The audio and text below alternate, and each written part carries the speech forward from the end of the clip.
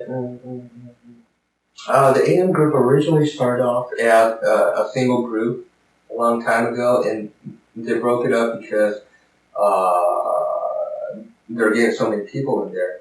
So in that sense, the people up in the management know each other quite well, but the new people coming in hardly interact with each other. It's almost a totally separate group. And as a company policy, it seems that they try to make each team compete with each other. So, hey, nice to say. Yeah.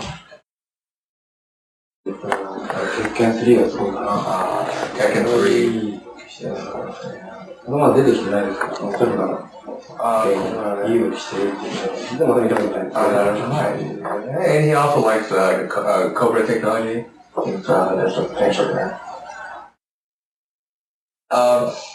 His main goal is to, like for example, within 3 minutes, an arcade game usually plays for around 3 minutes for 1 coin or one credit. How much you can satisfy a player, a consumer. And his goal, of course, to increase the amount of satisfaction that a consumer gets. So, even if the price does go up, he feels that as long as the people who play it feel happy about it, he has achieved his goal. Bad news for the consumers. He strongly denies that they consider consumer port when they originally developed an AM game, because that would restrict the game itself. This is actually a topic we were discussing a while ago, but when you develop an AM game, it usually starts off from an inspiration, either technology-wise, design-wise. It starts off like, let's try to do something by using this incredible hardware. And if at that point you say, well, when you think about it, you can't drop it into Saturn, and then you'll have to cut that out, and that would make the game not as cutting edge as it is. So in that sense, they totally ignore the consumer side when they do it, and afterwards the consumer development group tries to bring it over to the best they can. And leave the problem to the consumer. Exactly.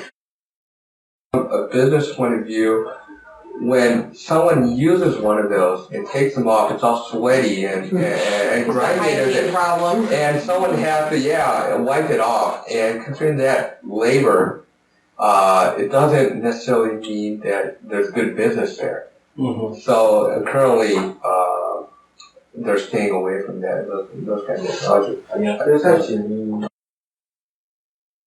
難しいみたいだね。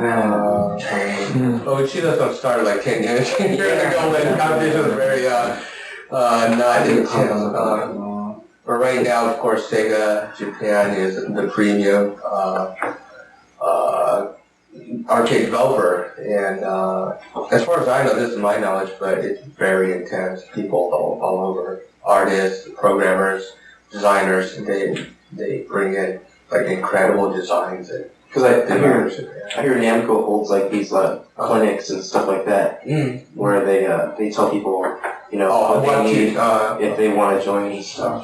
そういうのがあるんだって、何個で、そういった予備校じゃないけど、学校じゃない、会社にゲームなしに入るために、何をしなきゃいけないって、そういったなんか、手ほどきっていうのはやってないんですね。資格みたいなのがあるんですけどね。これは今、Sega ができなきゃダメ。なるほどね。アーティストはある程度 CG を触ってないと思うとダメとか。なるほど。It says that Sega doesn't necessarily have those kind of what you call seminars or that sort of stuff, but they do have minimum requirements for each position, such as programmers must be fluent in C, or artists have to be able to draw it in 3D Studio or something like that.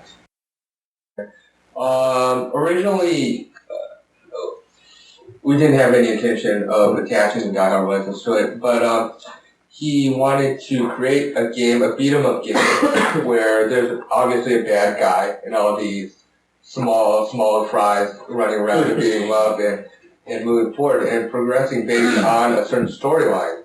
And in that sense, it kind of loosely fit the Die Hard license, and it kind of integrated naturally.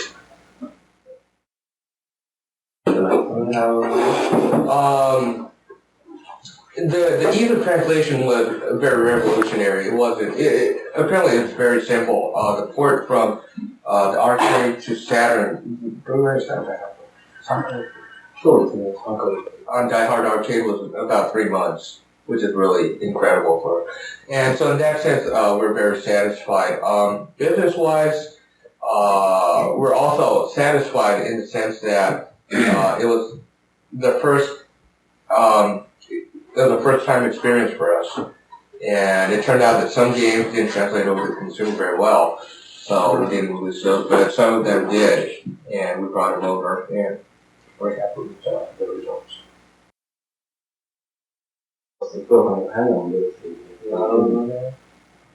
Currently, it's about half and half.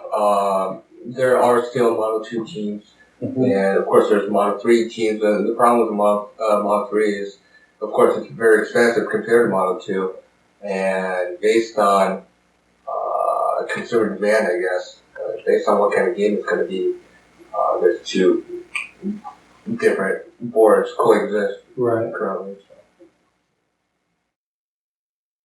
Or if you think that the arcade development will move further away from consumer games, in the sense that it would be much more advanced, much more play it differently. It's a different gameplay from consumer games, and he believes that more physical games, such as I guess Alvin Ranch or those kind of games, where you can actually interact with the game using your body. That So generally, if a company comes up to us and says they want to use a Model 2 technology, we'll be open to discussion. So it's up for sale. Exactly. Yeah. Obviously, Model 3, you're not going to deal with it. Not yet. What is it? Not yet. Until we take the good part out. Yeah.